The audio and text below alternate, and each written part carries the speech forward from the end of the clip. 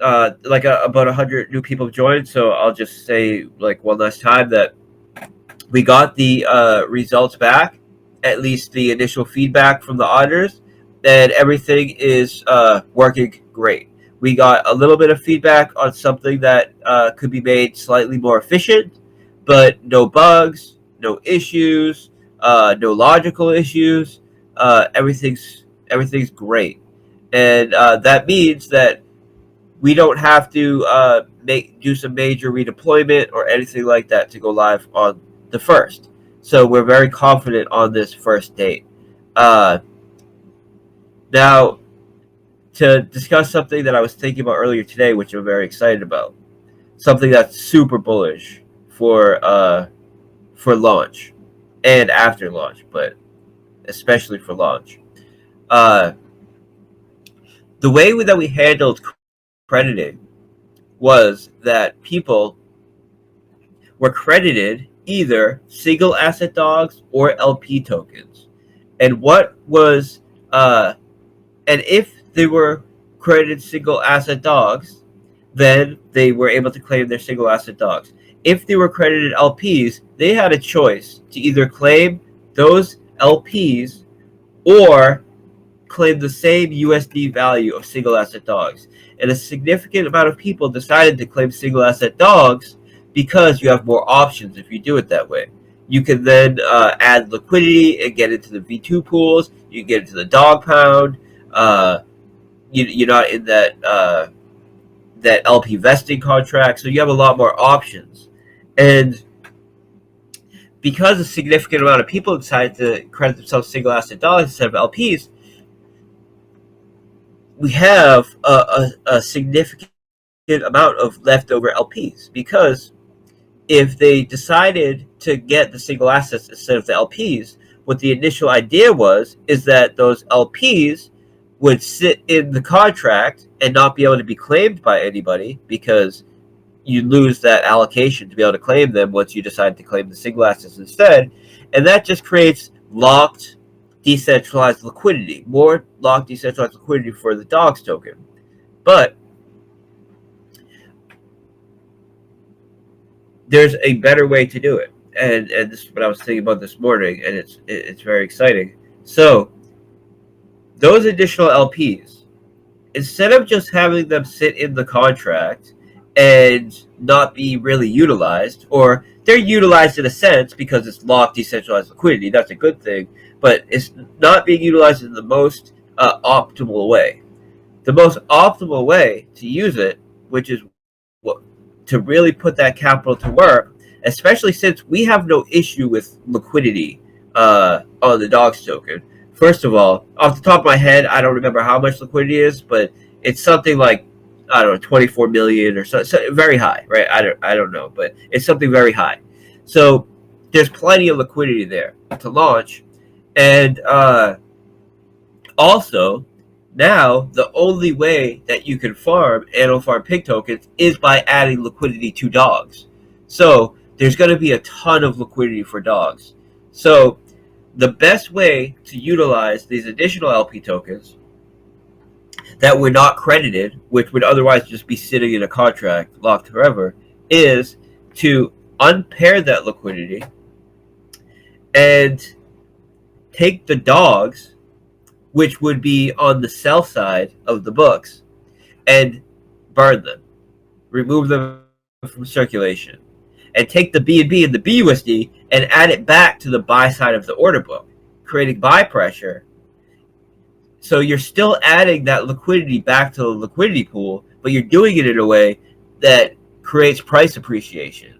And since the dogs that you're buying with it get burned, you still have that locked decentralized liquidity. You're just doing it in a way that's causing price appreciation.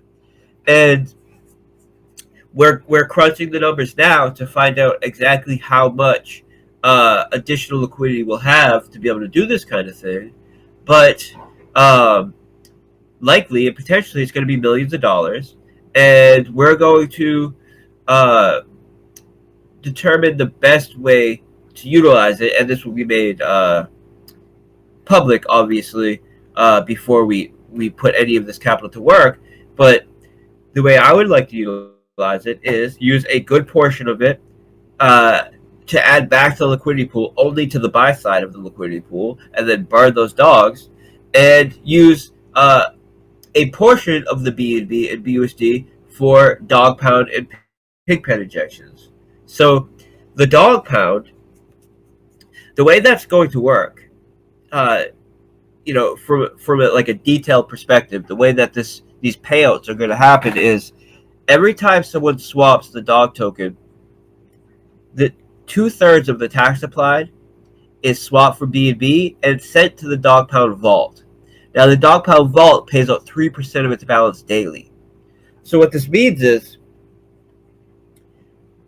that BNB is going to accumulate and grow very rapidly, because when it has all this BNB sent to it, but it's only paying out 3% of its balance, it's going to grow large. That balance is going to grow large, and that 3% payout every day is going to get larger and larger and larger. But it's but it's going to be a kind of compounding curve where initially not too many people are going to want to swap the dog token, because everybody's going to start out with a 90% tax. So initially, the amount of BNB is going to be relatively limited that's being sent to the dog pound. But as the price appreciates, because there's going to be no sell pressure, but a ton of buy pressure, so as this price appreciates, the value that is distributed when a tax is applied gets greater and greater and greater. And what's going to happen is, initially, not that many people are going to want to sell. But when the price does 10x, and then 20x, and then 30x, and the price is up 50x, and say people have reduced their tax by 20%, right? 20 days have gone by, the price is up 50x. It might make sense for someone to say, hey, I'm willing to take, a 60% tax to sell right now because the price is up 50x, and I'm still going to make a ton of profit. And when they do that, that 60x tax, that 60% tax that is applied is going to be the value of their initial investment times 60x. So it's going to be, or times 50x. So it's basically 60% of their initial investment times 50, paid out in the form of BNB and BUSD. So when those initial sales start coming, the BNB and BUSD distributions are going to be massive, and they're going to compound because only 3% is being paid out in the form of dividends. But initially, we can supplement the amount of BNB that's being paid out through this BNB that is created through unpairing the leftover LP tokens. So, I can't predict the future. So I don't know how much BNB is going to be paid out initially. I know that it's going to rapidly increase, especially as we get 1 month into it, 2 months into it, and the taxes start getting down low enough that people are willing to take a decently large size tax because the price has appreciated so much. But for the first month or so, we can supplement those BNB payouts by using a portion of the BNB that is coming from the unclaimed LP tokens from the crediting contract. And when you remove liquidity, burn the dog, so burning the sell side of the order book, you're not creating sell pressure, you're removing more tokens from circulation, and you're allowing the buy pressure to have a greater impact. And then you can choose to use that BNB that you removed to either add incentive for more people to buy and lock dogs by paying it out in the form of a BNB dividend to the dog pound, or you can use it just to throw right into the buy side of the order book and push the price up. And we'll be doing both. And I need to see how much capital it's going to be, we got to crush the numbers and see how many people that were credit LPs claimed their LPs and how many claimed single assets. And whatever's left over, the people that claimed single asset LPs and didn't claim those LPs, those leftover LPs, instead of just being locked in the contract, we can put them to work.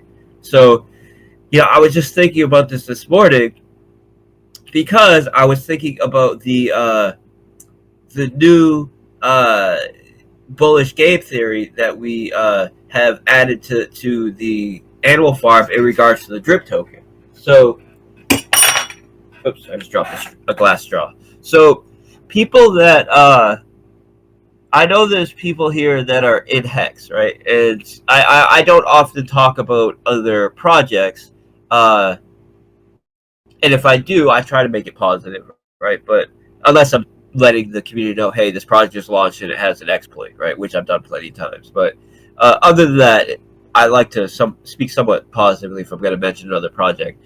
And there's a lot of people in our community that that knew about Hex and saw Hex initially launch. And a big part, the main reason why Hex did such a large pump in the first year is because Richard held 90+% of the liquidity, and he did not just leave that liquidity locked up in a contract. What he did was unpair that, take the Hex, put it in the staking contract, and take the ETH and use it to buy Hex, which then allowed him to remove more Hex from circulation. And he continued to do this, and every time you do that, every time you remove more Hex, you're making it so the next time you do it, there's more price impact. And so you unpair.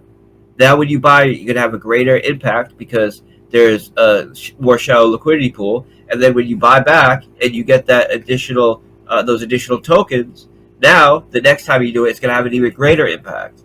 And this compounds on itself. And that's how he was able to do that major, like 10,000x or whatever he likes to say, in the first year. It was largely due to the fact that he held 98% of the liquidity, and he could have made it do 1,000,000x. But eventually, all of that liquidity that he held would have been used, and then you have a very shallow liquidity pool and no ability to continue to do it because he gave up all his centralized control. So that's why there was a limit to it there. In our case, there's no centralized figure that's doing this for the drip asset. What's happening now is, and the reason we were able to do this, and I haven't spoken in detail as much as I could about what allowed us to make this change. But one of the things that allowed us to make this change is that when we were doing testing, we saw an opportunity to make a change to our fee manager contract. And our fee manager contract is the contract that is getting the fees from the Dogs Master Chef contract, swapping them for BUSD, and then utilizing the BUSD to either buy back dogs and add liquidity to dogs, or inject into the Pigpen or the Pigpen vault. We made an adjustment to the fee manager, which allowed us to have more flexibility about where those fees go. So, and this is something that's immutable, but we can add that. We can add the additional flexibility before we make it immutable. So what I mean by that is, after post-launch, we can't just say, okay, we don't want these fees to go here anymore. Like, so the payout to the dogs buyback and liquidity add and the Pigpen injections, that is locked in. But before it's locked in for a given pool, we can decide where it goes. And when we made this change, we were now able to utilize the drip fee in a different way. And this is where I realized that we could use it for a buyback, but not just a normal buyback, a buyback which is emulating the kind of functionality that I spoke about earlier, where it's having a compound bullish effect because it's removing liquidity and then buying with the buy side of the order book that they just removed to increase the price, removing more tokens from circulation, and then having a greater positive impact the next cycle that goes through, and the next cycle that goes through. And the difference between our setup and something like what Richard Hart did with Hex is that we don't have a limited supply where we hold a specific amount of the supply and we can do it until we decide, okay, we've given up too much of our centralized power. In our case, it's decentralized, and as long as people are depositing and withdrawing into the animal farm, BUSD is being used to BUSD is being added to the order book, and drip is being removed from the order book, and that drip is being sent to the tax vault. So we were not able to do this until we made the adjustment to the fee manager, and this is something that we realized we could do in testing. And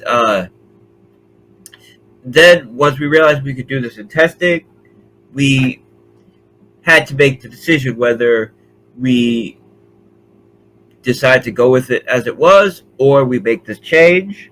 And because this was very shortly, like a couple days before launch, for months I wanted to make this change where drip was being utilized in the Dog's Master Chef instead of the Pig's Master Chef, and only Dogs was utilized in the Pig's Master Chef. I wanted to do this for months, but I knew that if we were going to take the drip BUSD off the Pig's Master Chef and move it to the Dog's Master Chef, we need to ensure that we're also adding value to drip. So the way that we were able to do that is, and what kind of cemented it that we can do that is the realization that we can make an adjustment to the fee manager, which will allow us to use it to remove liquidity in drip and add that BUSD to the buy side of the book, send the drip to the tax vault, and then send the drip that is being bought back to the tax vault as well. So when we realized we could do that, I was dead set on we have to do this because the game theory improvement is just so strong, and it's bullish for drip, it's bullish for animal farm. We need to do it. And then, but we were at this point like 48 hours before launch, and then coincidentally, the morning of launch, there was a hosting update that needed to happen on Drip Liberation, which made it so people could not utilize Drip Liberation through the front end, the old front end, and it could be used like through the contracts, right? Like it's a decentralized contract, decentralized service, so people could have always accessed it, but people could not access it through the front end because of a hosting updating issue that we needed to do. And it was just a ridiculous coincidence that this happened the day of launch. Kind of a negative coincidence, obviously, but it worked out because then we realized, all right, there's no way that we're going to launch this live if people cannot add liquidity to drip through the front end and without paying the tax. So we need to fix this. We spent like all day working on that hosting, and as people know, I don't need to really get into it anymore, but BB, who was my partner building Drip Liberation, a bunch of other projects, he had basically fell off and stopped working on V2, but he still had the credentials to the Drip Liberation host, which wasn't a big issue because it's decentralized, but it meant that we needed to set up new hosting, and because it happened on the morning of launch, we had to spend that time setting up the new host. So, anyways, it's a coincidence that it happened on that day, but having to reschedule the launch really was the final thing that made me say, okay, I wanted to do these updates anyways. Now we're gonna push back the launch for a week. We could do these updates, and I'm very very happy that we did, because it was kind of a thorn in my side that people could skip the vesting process by getting right in with Drip, farming the Animal Farm pig tokens with Drip, but Drip with this new system still holds all of the value plus some that it did in V1 of Animal Farm and the initial concept, because it has the largest multiplier, which means that you can earn a higher APY for utilizing Drip USD to farm dogs than any other farm or pool on the platform. It has a lower fee than any other farm or pool on the platform, and it has this unpairing buyback mechanism, which is going to be sending at least 3x more Drip to the tax vault and creating massive buy pressure every time someone deposits and withdraws. This compounding buy pressure. And it's not a limited centralized thing where we only have so much money to buy for buybacks. It's a thing that's consistent and continuous for the life of the farm. So I'm very happy that we decided to do this, and we're in a place now that it's we're ready to go. We've got the feedback for the audit, where the audit's not completed, but as soon as the audit's completed, we're going to publish that. We're going to make it public so everybody can see the results of the audit, which will be great, and that will be before launch. It's being tested right now on a side chain in the exact state that we are right now, only unpaused on the side chain, and it's functioning perfectly. People are doing millions of transactions with bots and their own automated scripts and manually right now, and they've been doing it for a couple of days. And we have our marketing, which starts tomorrow, because I wanted to be confident in the new date before we started promoting it. So tomorrow, should I announce it tomorrow? Okay, I'll wait for some things to announce tomorrow, and I'll say some things today. So one thing I'll say is we're starting a new contest tomorrow. On Friday, we'll be announcing the winner of the last contest. On Thursday, we have an interview. We have a very nice placement going up tomorrow as far as like ad space. We have a Medium article coming out on Thursday as well. I just had a meeting with 2 professional writers who are joining our team, who we'll be having weekly meetings with, and basically once a week we'll have a team Medium article go out, which describes what we did last week and what we have planned for the next week. And every week I'll be meeting with these writers for about an hour a week, where we discuss what we did last week and what we have coming up. And this way, we have constant communication and constant accountability of what we have planned and what's coming up. And so you guys all know, what to expect from us and what we have planned, which is obviously super bullish. These are all things that I've wanted to do for a long time, and it's really just about building a team to allow for it. And, building a team is not easy, especially in DeFi, where it's the Wild West, and people are only as loyal as where the attention is a lot of times. But I've had pretty good luck. people get burnt out.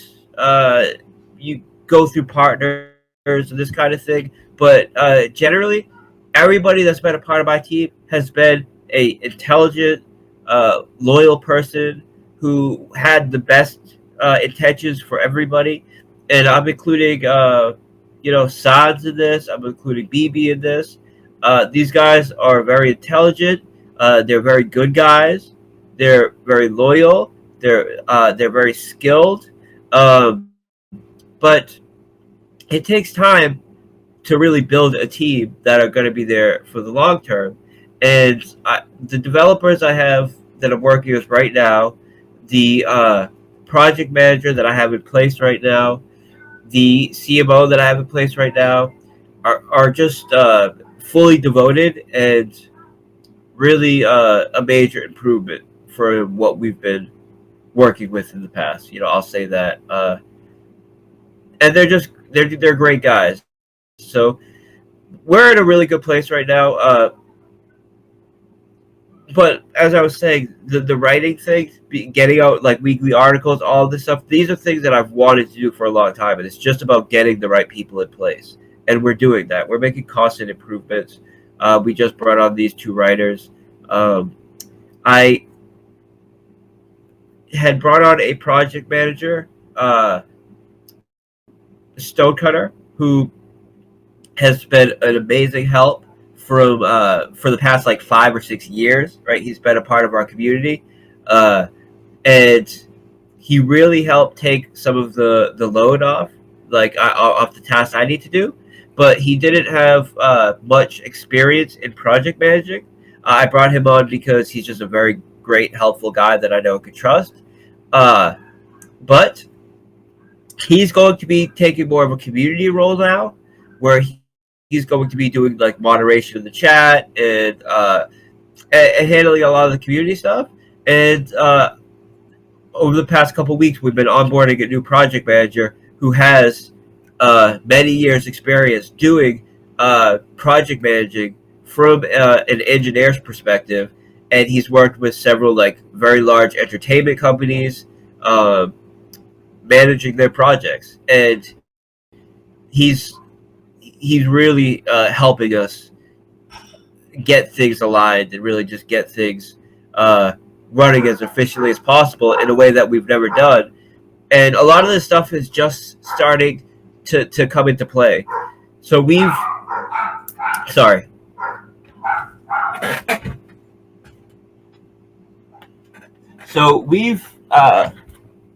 in the past, we've had a lot. I've been basically needing to either do everything myself or micromanage everything myself. And over the past 5 months, we've been onboarding new team members and slowly growing the team.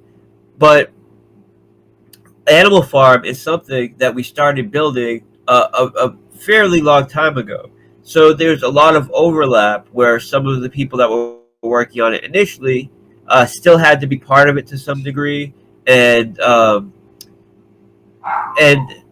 because of that, some of the new stuff that we have from team members is just starting to come into play. As far as like our new project manager, he's just starting to be able to do his thing now, and our new developers, they had to start with code that they didn't develop, and I had to get them up to speed. And then we had, for example, Drip Liberation, which was hosted by a shared host that other developers had a part of. And really, from this point on, especially from the launch of Animal Farm on, it will be fully the new team working and really utilizing their skills in a way that they haven't been able to as efficiently as they would be able to if they came in from kind of the ground up. So I'm just looking forward to everything that we have coming up, and I'm excited. But the reason why I wanted to come on today was to talk about the idea with the dogs LPs, because that's going to give us millions of dollars more capital to put to work. And we have somewhere around $1 million for pigpen injections from V1. We have a very nice marketing budget, which we'll continue to put to work.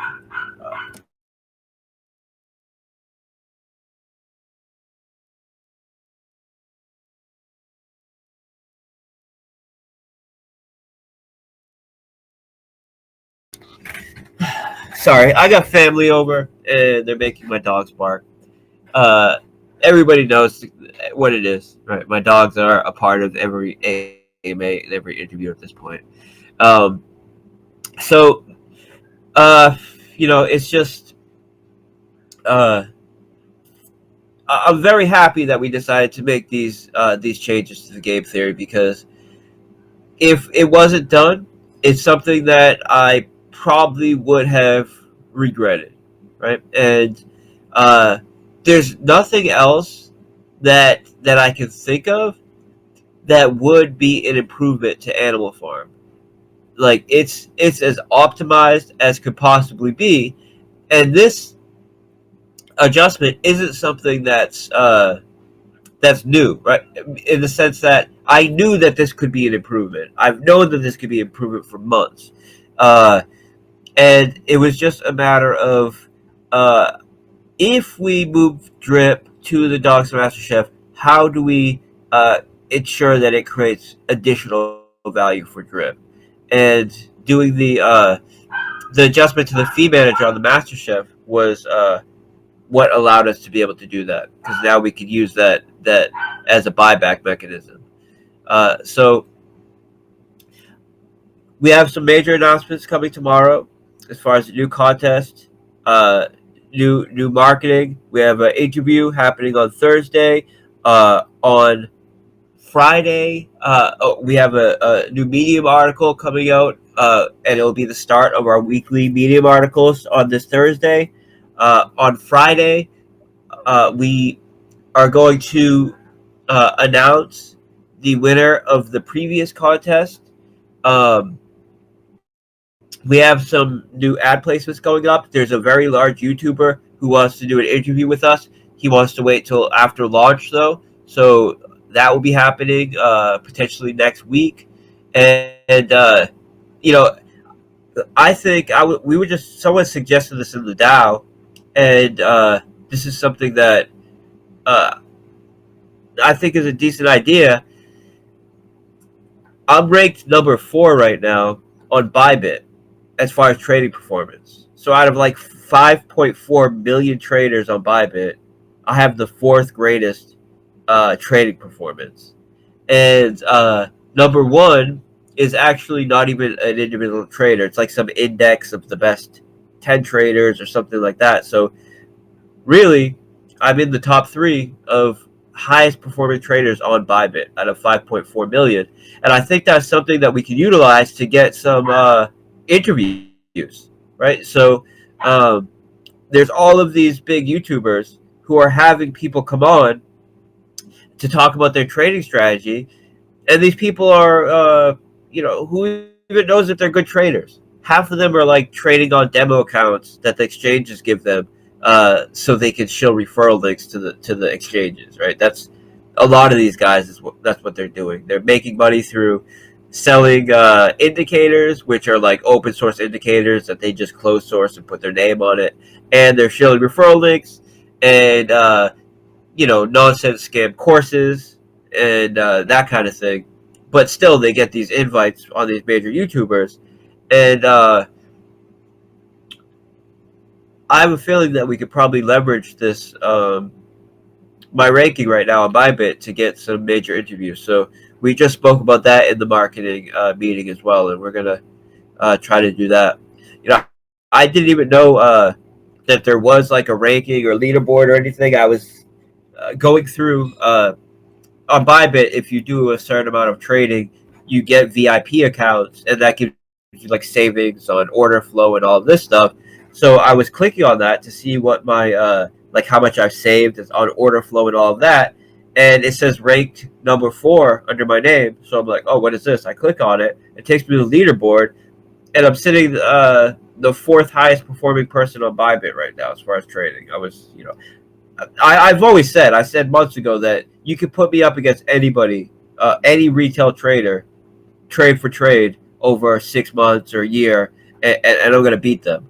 And people in the Dow know that because I've been sharing my trades in the Dow in real time for over a year now, and we've been extremely, extremely successful.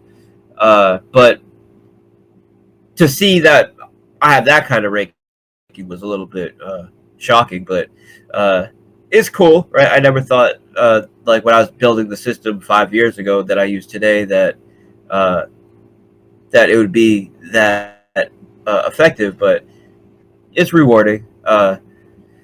So, anyways, I'm just saying that because I think that will help us get interviews. Some people have been suggesting that we kind of leverage that. So I think that's a good idea, and we will do that. And of course, if I go on, what I'll do is I'll go on and I'll talk about, this is my trading strategy. And I never tell anybody the details of my trading strategy, obviously.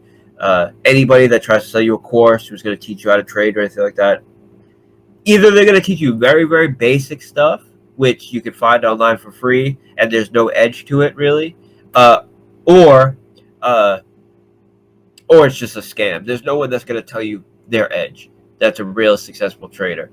So I'm not going to go on there and talk about specific details of my system, but I'll go on there and give some general market analysis and that kind of thing, and then parlay it into promoting our projects. Of course, that'll be the main objective. So we'll see if we can get that going. I think we can. A lot of the big YouTubers, they do not want to be doing paid promotion right now because there were so many scams last year that a large portion of the YouTubers out there, BitBoy and a bunch of them, have lawsuits right now because they promoted so many scams. And they're all very careful about what they promote, and most of them are not even doing paid promo anymore. So going on there with a kind of a different selling point, like I'm the number 4 ranked trader right now on Bybit. I'd like to come on and talk about my analysis. I've been on these channels, this and that. Maybe I can get on that way, and then talk about my projects or our project from there. So it's exciting. Anyways, guys, I'll have another interview on Thursday. Tomorrow we'll make some announcements. I'll be in the chat answering people's questions, tonight and all day tomorrow.